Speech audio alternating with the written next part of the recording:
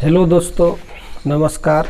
आज आप लोगों के साथ में बहुत ही महत्वपूर्ण टॉपिक डील करने जा रहा हूं, जो कि आप लोगों के एग्ज़ाम पॉइंट ऑफ व्यू से भी काफ़ी महत्वपूर्ण है। Nobel prize. मैं सबसे पहले आपको बता दूं कि ये नोबेल प्राइज़ किसको दिया जाता है, किनके नाम से दिया जाता है। थोड़ा सा आप इसके विषय में जान लें तो बेहतर होगा। जैसे देखिए, मैंने यहाँ पे लिखा अल्फ्रेड बर्नहार्ड नोबेल। ये डायनामाइट के इन्वेंटर थे, आविष्कारक थे, बहुत ही जाने माने वैज्ञानिक थे, और जिनका कि जन्म 21 अक्टूबर 1833 को और मृत्यु 10 दिसंबर 1896 को हो गया था। इनकी इच्छा थी कि इनके नाम से लोग जो है ना पुरस्कार प्राप्त करें। इनकी खुद की इच्छा थी। ये स्वतः चाहते थे कि इस क्षेत्र में फिजिक्स, केमिस्ट्री, मेडिसिन, साथ ही साथ लिटरेचर, इसके बाद पीस।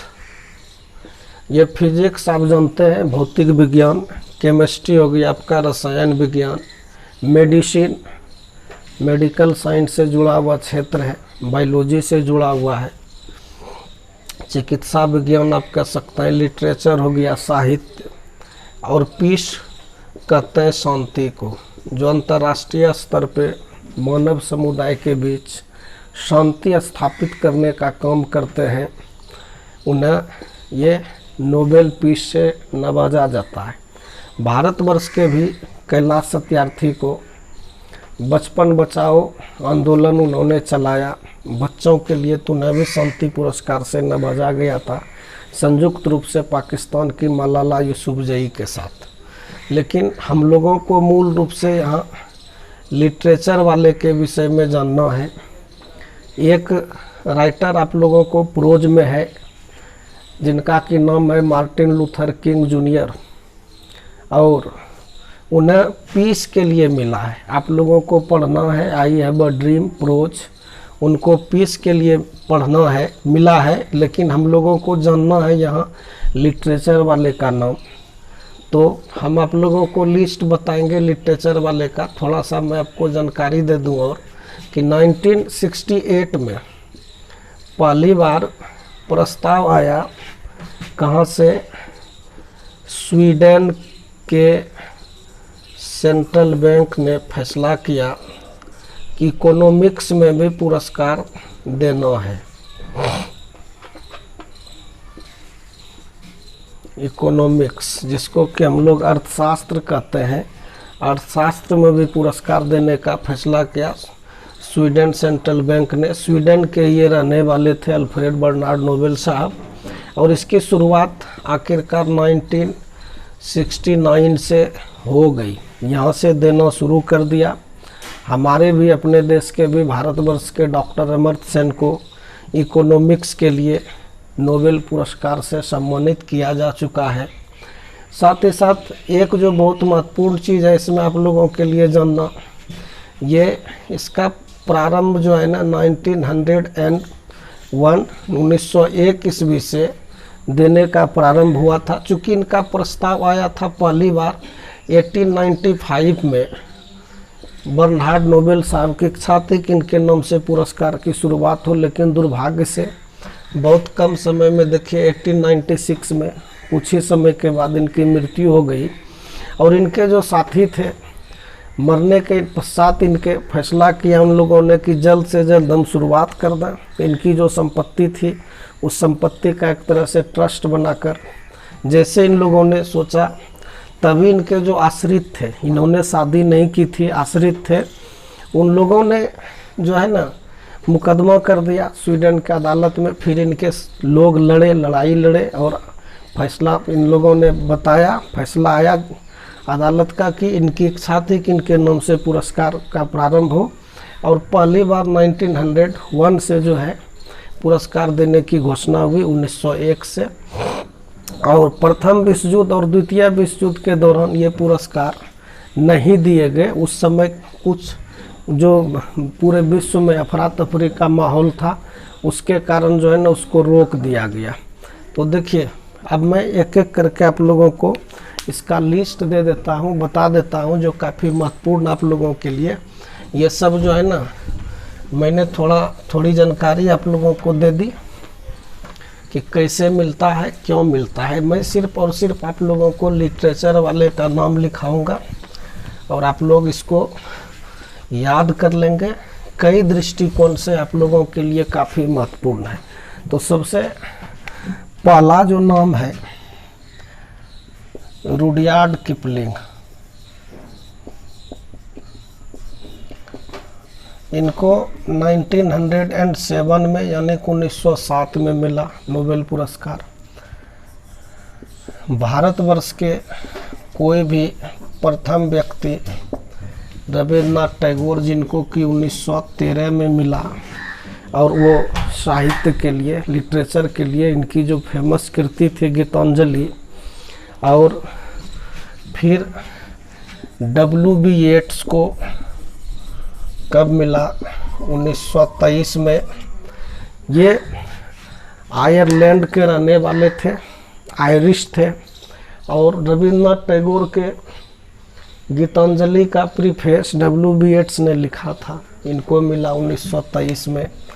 एक बहुत बड़े ड्रामेटिस्ट हुए G.B. Shaw, George Bernard Shaw, इनको मिला 1925 में। ध्यान देंगे कि दुनिया के एकमात्र ऐसे ये व्यक्ति हैं G.B. Shaw, George Bernard Shaw, जिनको कि नोबेल भी मिला है और ऑस्कर भी मिला है। ये आज तक दुनिया के जो है ना ऐसे व्यक्ति हैं, अब 100 ईयर पूरा जाएगा और दूसरे किसी को नहीं मिला। 1925 में इनको नवाजा गया नोबेल से और इन्हें ऑस्कर भी मिल चुका है। फिर अगला नाम आप लोगों को मैं बता दूं, इसमें है सिंक्लेयर लिविस। सिंक्लेयर लिविस, इनको 1930 में, और ये पहले अमेरिकन राइटर थे जिनको नोबेल पुरस्कार मिला। अमेरिका के बहुत ही फेमस प्ले राइट हैं जॉन गॉल्सवर्दी। इनको 1932 में इस पुरस्कार से नवाजा गया। इसके बाद यूजीन ओ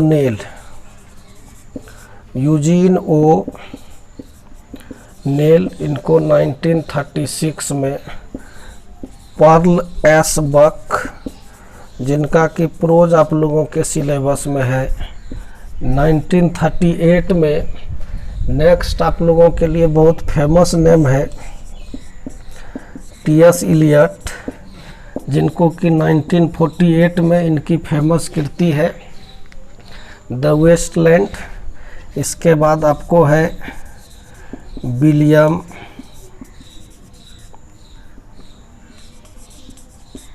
फॉकनर, इनको मिला 1949 में। यहाँ पे लगातार 3 साल तक मिला है। विलियम फॉकनर को 1949 में। फिर आपको है बर्ट्रैंड रसेल, इनको 1950 में मिला है। यहाँ तो इंग्लिश लिटरेचर में लगातार आप एक प्रश्न कर सकते हैं। मैंने कहा था कि जब 1901 से प्रारंभ हुआ तो फिर मैंने 1907 से क्यों लिखा। तो आपको जानकारी दे दूं कि मैं वैसे व्यक्ति का ही नाम लिख रहा हूं जिन्हें अंग्रेजी साहित्य के लिए मिला है, लिटरेचर के लिए मिला है। दुनिया में बहुत सारी भाषाएं हैं, उन भाषाओं के लिए फर्स्ट जो मिला 1901 में, वो फ्रेंच राइटर थे जिन्होंने कि फ्रांसीसी भाषा में लिखा था। तो उससे हमारा इंग्लिश में कोई वास्ता नहीं है, और जिसका वास्ता है उसका मैं नाम लिखा रहा हूँ। इसलिए जहाँ जहाँ जब जब इंग्लिश राइटर को मिला है उनका ही मैं नाम लिखा रहा हूँ। और यहाँ तक जो है ना आप लोगों के लिए काफ़ी महत्वपूर्ण है। यहाँ तक जैसे देखिए विंस्टन चर्चिल, इनको 1953 में, और अर्नेस्ट हेमिंगवे काफ़ी फेमस राइटर थे। इनको मिला है 1954 में। इनकी उपन्यास आप लोग आगे भागलपुर यूनिवर्सिटी में पढ़ेंगे, the old man and the sea, BA part 2 में, अर्नेस्ट हेमिंगवे की। इसके बाद अगला नाम मैं लिख रहा हूँ, ध्यान देंगे कि ये नेम काफ़ी फेमस है आप लोगों के लिए, और बतौर ये आप लोगों के सिलेबस में भी है। आप लोग का जो अपना सिलेबस है उसमें भी बहुत सारा नाम मिल जाएगा। जैसे कि देखिए, पल्लस बक को आप लोगों को पढ़ना है। T.S. इलियट की कविता आप लोग पढ़ते हैं, Macavity the mystery cat. आप क्वेश्चन पेपर देखिएगा उसमें कैसे पूछा जाता है। बर्ट्रैंड रसेल का, विलियम आर्थर बर्ट्रैंड रसेल, इनकी जो है ना लेखनी आप लोगों को ideas that have helped mankind आपके सिलेबस में है। W.B. Yeats, the lamentation of the old pensioner, first year में। सेकेंड ईयर में किनकी कविता पहले चलती थी 50 मार्क्स में, द लेक आई लो पिनिस फ्री, अब नहीं है लेकिन पूछा जा सकता है। इसी तरह से आपने पढ़ा आरन टैगोर का where the mind is without fear, first year में। ये सब बहुत ऐसा टर्म है जिसको कि आप लोगों को याद रखने की आवश्यकता है। अब हम चलते हैं जॉन स्टेनबैक। जॉन स्टेनबैक, इनको कब मिला? 1962 में, याद रखेंगे। अगला नाम है Samuel Beckett, waiting for Godot famous कृति है, इनको 1969 में मिला है। फिर आपके लिए है अगला नाम पैट्रिक वाइट, ये ऑस्ट्रेलियन राइटर थे, इनको 1973 में मिला। इसके बाद सॉल बिलो है, इनको 1976 में। आप चले आइए विलियम गोल्डिंग, इनको 1983 में ये पुरस्कार मिला। नेम है ओल सोयंका। ओल सोयंका को 1986 में मिला। जोसेफ ब्रॉडस्की,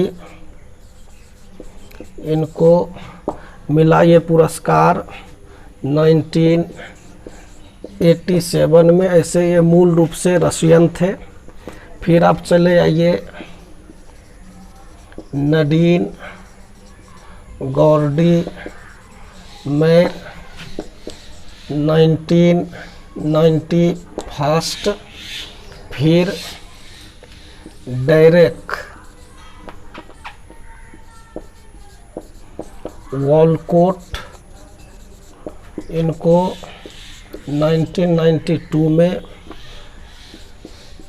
टोनी मॉरिसन, जिनकी मृत्यु हाल में हुई है, इनको मिला है 1993 में।